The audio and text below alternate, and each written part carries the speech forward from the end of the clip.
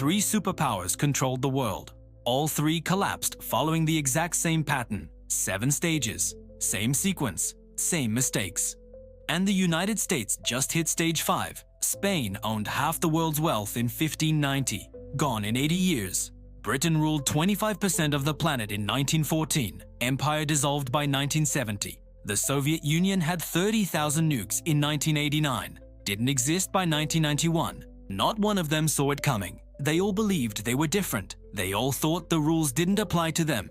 They were all wrong. Right now, America is following the same 7-stage collapse pattern. We've already finished 5 stages, and if history is any guide, stages 6 and 7 happen fast, really fast. This is how empires die, not from invasion, from self-destruction. Imperial collapse doesn't start with tanks rolling into the capital. It starts with economic exhaustion. The empire stretches beyond what it can afford. Military bases everywhere, wars on multiple fronts, promises it can't keep, debts it can't pay. At first, nobody notices. The currency still works, the military still wins, the government still makes promises, but underneath, the foundation is cracking. Resources get misallocated, production shrinks, the smartest people leave. Then comes the acceleration. Allies start hedging their bets, enemies test boundaries. Trade partners look for alternatives. The reserve currency starts losing its grip. And suddenly, everything that made you powerful becomes a vulnerability. Your currency floods back home because nobody needs it anymore. Your military becomes impossible to fund. Your promises turn into empty words. That's not theory. That happened to Spain, Britain, and the Soviet Union. And it happened because they made the exact same decisions we're making right now. Let me show you how this works. Spain first. After Columbus hit the Americas in 1492, Spain became the first real global power. They crushed the Aztec and Inca empires, seized the richest gold and silver mines ever found. By 1550, Spanish ships were hauling home 200 tons of silver per year. By 1600, over 400 tons annually. Spain controlled Europe's money supply. The Spanish real was the global reserve currency. Everyone wanted Spanish silver. This is where the pattern begins. A country controls the world's money and believes that makes them invincible. King Philip II ruled from 1556 to 1598. He had more wealth than any monarch in history, and he spent it all on empire. Stage 1. Military overextension. Spain fought wars everywhere at once. Against the Ottoman Empire in the Mediterranean, the Battle of Lepanto in 1571 cost a fortune. Against France in Italy, fighting for control of wealthy Italian city-states. Against Protestant rebels in the Netherlands, a war that would drain Spanish resources for 80 years. Against England's navy, culminating in the disastrous Spanish Armada of 1588. Wars in the Philippines against local resistance. Wars in the Americas to maintain control over the colonies. By 1580, Spain had military commitments on 4 continents simultaneously. The cost was insane. Half of Spain's revenue went to the military, every year, just to maintain the commitments they'd already made. And it still wasn't enough. Stage 2. Currency debasement. The Spanish crown couldn't pay its bills with taxes alone. The silver coming in was massive, but the spending was bigger. So they did what every failing empire does. They debased the currency. They started mixing copper into silver coins. A coin that was supposed to be pure silver became 50% copper, then 75% copper, then mostly copper with just a coating of silver. The face value stayed the same. The government insisted the coins were worth what they'd always been worth. The real value collapsed. By 1600, Spanish silver coins barely contained any silver. Merchants stopped accepting them at face value. They started weighing coins, testing them, demanding more coins for the same goods. Inflation exploded. Prices in Spain rose 300% between 1550 and 1600. The government response? Mix in more copper, issue more coins, pretend the problem didn't exist. Stage 3. Debt spiral. Spain borrowed constantly. Italian bankers in Genoa, German bankers in Augsburg, anyone who would lend. The interest rates were brutal, sometimes 30% or higher, but Spain needed the money to pay soldiers, fund wars, maintain the empire. By 1557, less than 20 years into Philip's reign, Spain declared bankruptcy. They defaulted on their debts, restructured, promised reforms, and kept borrowing. Bankruptcy again in 1560, again in 1575, again in 1596, 4 bankruptcies in 40 years. Each time, the bankers took a loss. Each time, they reluctantly agreed to lend again because Spain was still bringing in silver. Each time, Spain promised this was the last time. Each time was a lie. But here's the part nobody talks about. Stage 4. Loss of productive capacity. Spain had all the gold and silver in the world, and it destroyed them. Because when you have unlimited money, you stop producing. Why grow food when you can import it from France? Why build ships when you can buy them from the Netherlands? Why develop manufacturing when you can just import finished goods? Spanish nobility considered work beneath them. The hidalgos, the lower nobility, would rather starve than engage in trade or manual labor. It was seen as degrading. Manufacturing collapsed. Agriculture stagnated. Spanish industry couldn't compete with cheaper, better goods from France, England, and the Netherlands. All the wealth went to importing goods from other countries: French wine, Italian silk, Dutch manufactured goods, English wool. Spain became a conduit. Wealth flowed through them, but none of it stayed.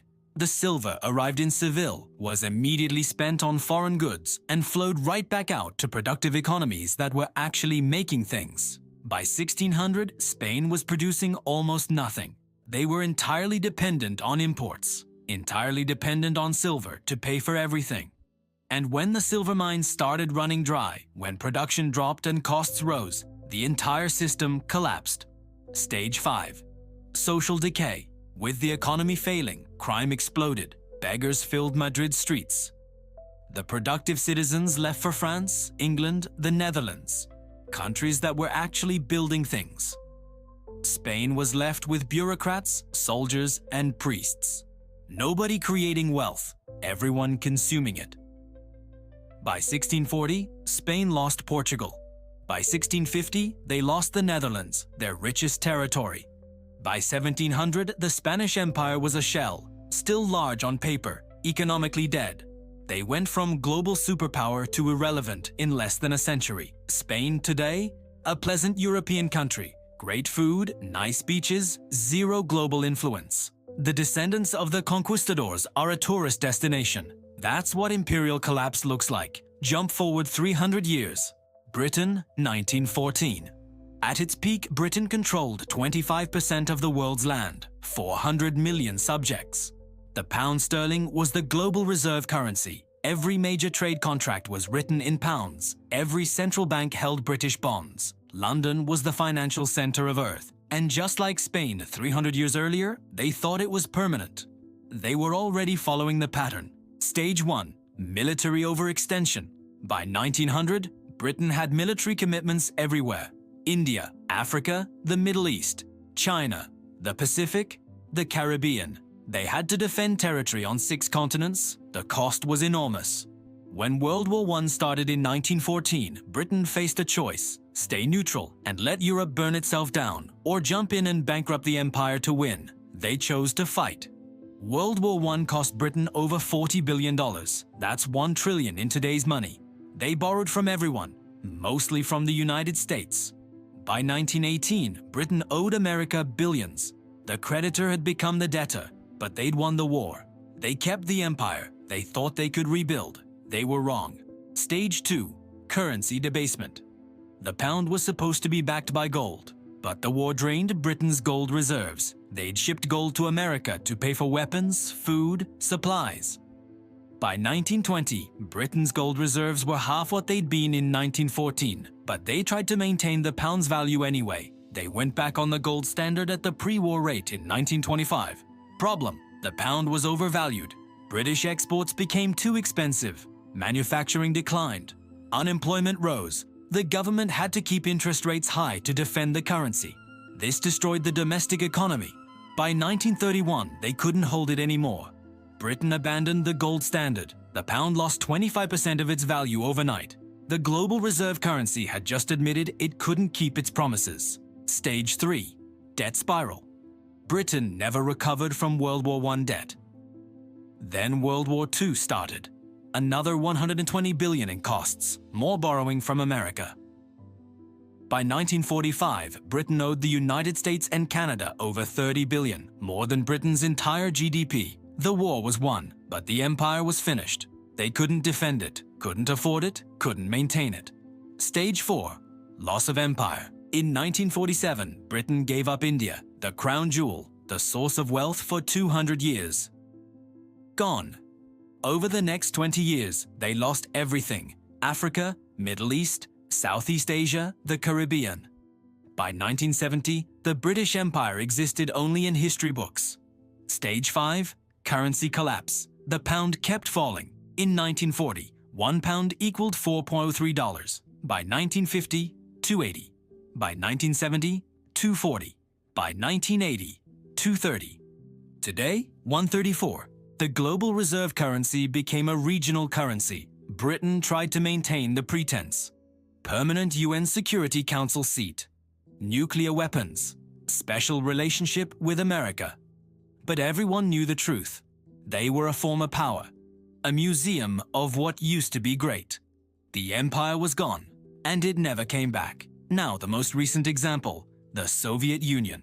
After World War II, the USSR emerged as a superpower. Nuclear weapons, massive military, control over Eastern Europe, satellites in space. They believed they were the future. Communism would bury capitalism. The Soviet model would dominate. For 45 years, they competed with America, matched us militarily, built more tanks, more missiles, more troops. But beneath the surface, the economy was dying. Stage 1. Military overextension.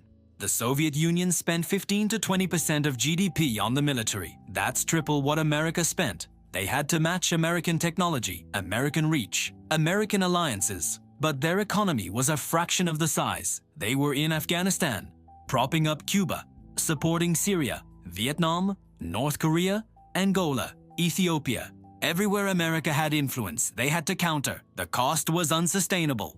Stage 2. Economic stagnation. The Soviet economy stopped growing in the 1970s. Oil revenue kept them afloat, but nothing else worked. Factories produced garbage. Farms failed. Technology fell decades behind. By the 1980s, the Soviet Union was importing grain. Think about that. A country with some of the best farmland on earth couldn't feed itself. Why? Because central planning doesn't work. Because innovation dies under control. Because nobody produces when there's no incentive. Stage 3. Currency collapse. The ruble was never a real currency. It couldn't be exchanged internationally. Even Soviet citizens didn't trust it. They used dollars when they could get them. The government had to buy foreign goods with gold and oil because nobody wanted rubles. By 1985, oil prices dropped. Soviet gold reserves were depleting. They were running out of real money. Stage 4. Loss of empire. In 1989, the Berlin Wall fell. Eastern Europe left. Poland, Hungary, Czechoslovakia, Romania, East Germany. Gone in a year. The satellites that gave the Soviet Union strategic depth vanished. The Soviet government couldn't stop it. They were broke. Stage 5. Complete collapse. December 26, 1991. The Soviet Union ceased to exist. 900 days from Berlin Wall to complete dissolution. No war, no invasion, just economic implosion. The military couldn't be paid. The government couldn't function. The ruble became worthless. A superpower with 30,000 nuclear weapons collapsed from internal economic failure. The pattern played out again. Overextension, currency failure, debt, loss of empire, collapse. And here's what should terrify you. The United States is following the exact same pattern, stage by stage. Let me show you. Stage 1. Military overextension. The United States has over 750 military bases in 80 countries. Troops in 150 countries. We're committed to defending Europe through NATO, defending Japan, South Korea, the Philippines. Fighting in the Middle East, countering China, countering Russia.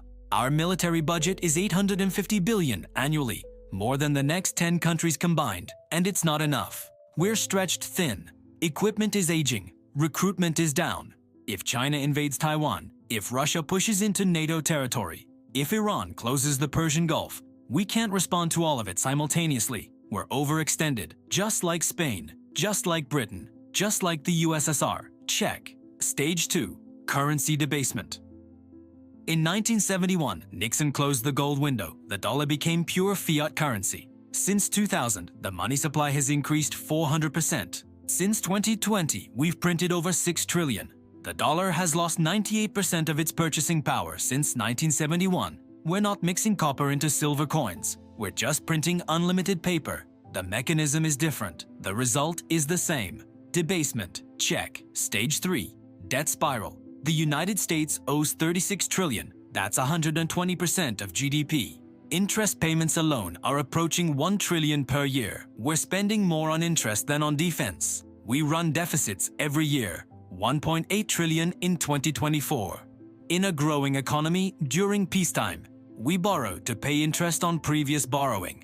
That's the definition of a debt spiral. Spain defaulted 4 times. Britain borrowed until it collapsed. The USSR ran out of money. We're on the same path. Check. Stage 4. Loss of productive capacity. America doesn't make things anymore. We design, we finance, we consume, but we don't produce. Our manufacturing base has been gutted, shipped to China, Mexico, Vietnam. We import 800 billion more than we export annually. We're dependent on foreign supply chains for everything. Medicine, electronics, steel, even military components. Just like Spain became dependent on imports while the silver flowed out, we're dependent on imports while dollars flow out. And just like Spain, when the money stops flowing, we're in trouble. Check. Stage 5. Social decay. Trust in institutions is at all-time lows. Crime is rising. Homelessness is exploding. Drug overdoses kill 100,000 Americans annually. The best and brightest are leaving or checking out. Fertility rates are collapsing. Political dysfunction is total. We can't agree on anything, can't fix anything, can't build anything. The signs of decay are everywhere. But everyone pretends it's fine. It's not fine. Check. We're on stage 5 of 7. The Soviet Union made it to stage 5 before complete collapse. So did Britain. Spain lasted longer, but the pattern is the same. We're not at the end yet, but we're deep into the sequence. Stage 6. Loss of reserve currency status. This is when allies start diversifying, when trade moves to other currencies. When the dollar comes flooding back home because no one needs to hold it anymore. We're seeing early signs. BRICS nations developing alternatives. Central banks buying gold. China and Russia trading in yuan and rubles. Saudi Arabia accepting yuan for oil. The cracks are forming. Stage 7. Collapse. Not gradual decline. Sudden implosion. The Soviet Union went from superpower to non-existent in 900 days. Britain lost the empire in 20 years. Spain took longer. But the result was the same. When the reserve currency fails, when the debt becomes impossible, when the military can't be funded, it doesn't decline gracefully. It collapses quickly, brutally. And everyone who thought it couldn't happen here learns the same lesson every empire learns. It can, and it does. 3 empires followed this pattern: Spain, Britain, the USSR. Each believed they were exceptional. Each believed they were different. Each believed the rules didn't apply to them. They were wrong every single time. We're telling ourselves the same lies right now. We're different. We have technology. We have the dollar. We're America. But the pattern doesn't care about exceptionalism. The pattern is mathematical. You cannot spend beyond your means forever. You cannot maintain empire without productive capacity. You cannot debase your currency without consequences. You cannot avoid stages 6 and 7 once you've completed 1 through 5. The sequence is locked in. The only question is timing. Maybe we have 10 years. Maybe 5. Maybe less. But the pattern says collapse is coming, and when it comes, it won't be slow. It'll be sudden. A currency crisis that triggers a debt crisis that triggers a political crisis. Overnight, the superpower becomes a cautionary tale. The reserve currency becomes a regional currency. The empire becomes a memory. 3 times it happened before. The pattern says we're next. Since 2020, we've accelerated every stage. Printed more money, increased debt, extended military commitments, hollowed out production, fractured society. We're not walking the path anymore.